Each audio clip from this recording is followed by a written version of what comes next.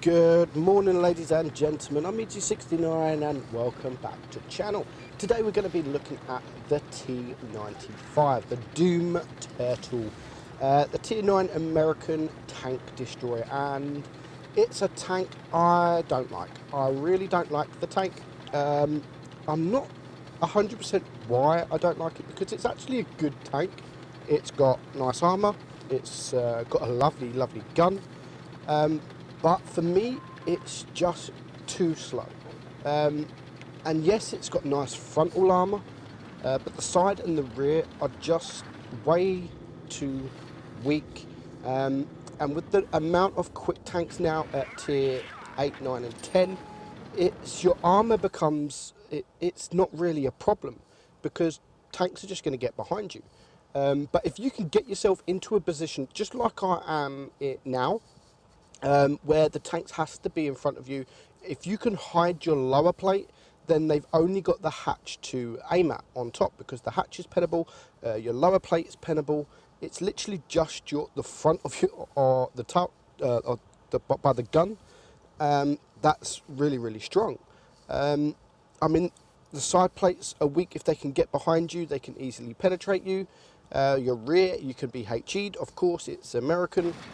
But for me, it's just way too slow. I don't mind slow tanks, but this is just too slow. And in a tier that there is quite a lot of good players, especially tier 10, on big maps, it becomes a big problem, because by the time you get to your position, the game's already started. There could even be tanks already dead, and most of your team may have lost hit points already. So it's a difficult tank to play. Deciding how you're going to play it. Are you going to play it as a long range TD, or are you going to play it as a frontline heavy? I would like to play it as a frontline heavy, because of the armour. You can get some bounces. I mean, good players, you're not going to bounce, but 40% players, you can wiggle this thing and you will get bounces. Without a doubt, you're going to get bounces. It's a T95. If you don't get bounces, then you're seriously playing the tank wrong. But just for me, I don't enjoy the tank. I really don't enjoy the tank. But we do have a couple of people that do enjoy the tank. So this battle here, we are watching the Bear Nose. A good friend of mine, met him at Tank Fest. He tried getting me drunk on the Friday night at my hotel. I don't know if he wanted to take me back to the room or not, but I said to Bear, look, I've had enough. He was trying to get me drunk. He kept buying me drinks. So in the end, I had to say to him, look, I need to go to bed alone. But thank you for the good night. I really did enjoy myself. But jokes aside, he's a great guy. He did buy me drinks at Tank Fest, so I do appreciate that. So he's driving the T95, and he actually does a fantastic job. Now, this replay I was recording, and I'm recording it in my car at work, and I was actually recording this on the week that I literally had no sleep. Kieran has been a little bastard for the last 2 weeks, and when I get home from work, at around 1 o'clock in the morning, and he's been waking up at about 2 o'clock in the morning, and that's the time my wife gets up for work. So I've had to stay awake, and so I've not had much sleep at all. So recording this replay, it's 6 minutes long, this replay, but I actually fell asleep whilst recording this replay. So it recorded the replay, and then it was on the battle results for around 33 minutes. So I didn't fall asleep for too long, but it was like a 40-minute video for a 6-minute game. So I had to edit it out, cut a bit of it out, and we do now have the finished replay. Now, he's pushed up the middle here, and this is not a bad position for this tank. It depends on where your team are and where the enemy is. So luckily he has no one pushing behind. He has his teammates behind, which is vital. If for a slow tank like this, please don't get isolated, because you will get wrecked. The armor won't save you all the time. You can just see there the T30 on the side, the Jagd Tiger, and he's doing a great job at not allowing tanks to get behind. And when this Jagd Tiger is going to push, he is going to use this rock and just try and hide the hatch as much as he can, try and angle his bottom plate, but unfortunately it doesn't pay off from the Jagd Tiger. But always make sure you've got hard cover. If you're seen out in the open in this tank, you are just going to get absolutely wrecked, and it's not going to turn out pretty nice for you. So always make sure you've got hard cover. Always have hard cover. If you can't get hard cover, if the battle is taking place in a position where you can't really have any hard cover, make sure you have your teammates. Your teammates can be your hard cover in effect. So if your team are behind you, just like here, he has a Jaegeru behind him, so his rear is covered. So that's absolutely fine playing it like that, and that's what he's doing now. So he's not allowing anyone to get behind him, and if they do get behind him, just like the tank that is about to get deleted, hopefully, by the Jaegeru, there's the T95 E6 and the other tank here. So he's now keeping the T30 at bay. He's not letting the T30 push. He is losing a few hit points, but he's going to use the HE. Is he going to? And he does manage to clear the T30 with the HE. So with the big caliber gun, you can do those high damage shots with HE, even if it is just a splash shot. So it is now 2 against 2, but the Jaegeru is very, very low hit points, and they have 2 fastish tanks on. They have the Leopard and they have an AMX. So he needs to be careful, because both of these tanks can really outmaneuver him, and he needs to keep them in front of his gun, especially as that Jaegeru is now taking shots. He's going to try, is he going to go for the HE? Lovely HE shot there on the AMX 5120. That now puts them down both to a 1 shot. Just misses there, unfortunately, for the AMX. Now, I like what he's doing here. He's not going to rush in just yet. He's going to wait to see if the tanks are going to push the Jaegeru, because if they push the Jaegeru, then they could be in front of his gun.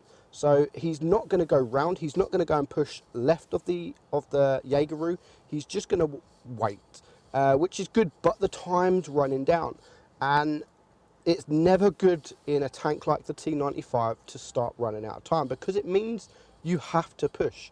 He has the hit points.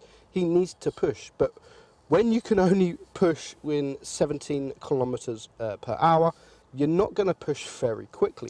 Now, I was actually hoping the Jaegeru would just back down, because at the minute he's not now in a great position, but he does manage to take that Leopard out. But because he has taken that Leopard out, the AMX 5120 now knows he is on a reload. He knows that the T95 is coming around, so he is going to push the Jaegeru, and he is going to take the Jaegeru out. So just the T95 and the AMX left. Now the AMX makes a vital error. I actually think he is getting stuck here. And when that Jaegeru helped, like, he was helping. I'm in a T95. What more do you want me to do?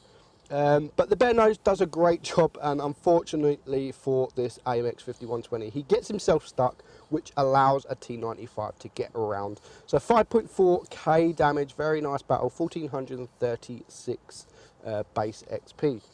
So next up we have Bolger, and I actually had to message this guy. He's on my Discord server, we talk regularly, actually how to pronounce his name, because I just did not have a clue. He told me, and I believe it's pronounced Bolger. So this is actually his first ever battle in the T95. Wrecked. One of the most OP tanks in the game has literally just got wrecked. Object 704, laugh out loud. You're not going to be laughing for long, because why are you just sat right in the open? So the T95 gets a nice shot on him, and now the Object 704, I don't know why he's in that position. He's in the Euros clan, so he's a pretty good player, but he's just been caught out really, and I'm not sure if he went to flank, because there's only one medium on the team. and rest of his team went to the other side. That's what I imagine has happened there.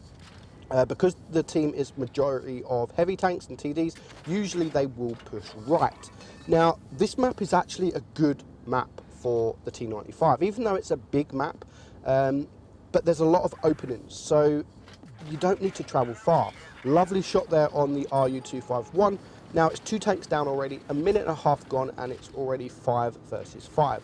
So he's now going to sit in this position, which is a great position as the enemy are started to push his team, which allows him to get a few shots in. Nice shot there on the Conqueror. He does take a shot in return. So that's what I'm saying. If people aim at you, then you're not actually going to bounce that many. So if you can hold down, then they have only that hatch to aim for. So pretty much in this position here, they are going to struggle to hit the bottom plate, and they are going to have to aim at the hatch. Even though, yes, they can penetrate that hatch, but they need to aim for longer. So they're wasting more time in aiming at this little hatch. It is now 4 against 5. The Waffle, unfortunately, doesn't manage to get that shot in, but he's in no rush to move. He has the shots. He's going to have the shots. Goodbye, IS6, and that now is a 4 versus 4.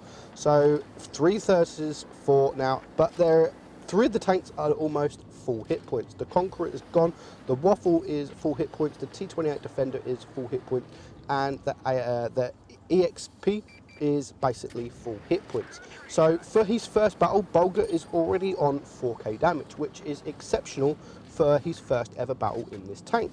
But he's not finished yet. He hasn't finished yet. Now, he's Leo on his team.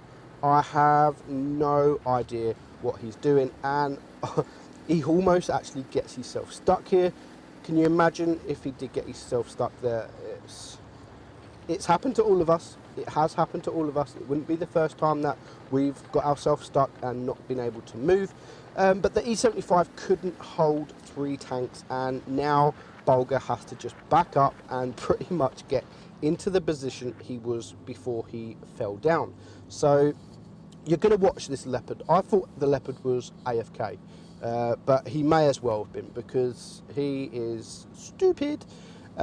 So basically Bulger is on his own against 3 tanks. So he has the armor, he has the gun, he just doesn't have the mobility. But luckily there is no mediums left. There is just 2 TDs and a heavy. All 3 that are not very quick. I mean, the Waffle's quite quick, but just watch this Leopard. Like, he's spotted and he's just going to sit there. There is 2 tanks spotted on the enemy team down there, and even the Charioteer. Look, are you drunk? Look, just look at him. He just does not want to move. So that means pretty much Bulger is on his own against 3, because that Leopard's going to die any second now.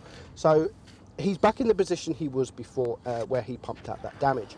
And all he has to do is wait. The Leopard is in a bad position, but Bulger's going to use that as an opportunity, because they're going to want to push that Leopard, and they're going to want to take that Leopard out, just like this T28 Defender. Yep, look at that Leopard. Let's take him out, and that makes them in the open. So Bulger managed to get a shot there on the T28, now putting the T28 down to a 1 shot. So he still has quite a few hit points left. He still has quite a few hit points to get through. Again, I'm not sure what those are doing. You're sitting in front of a T95. Don't poke the way you are poking.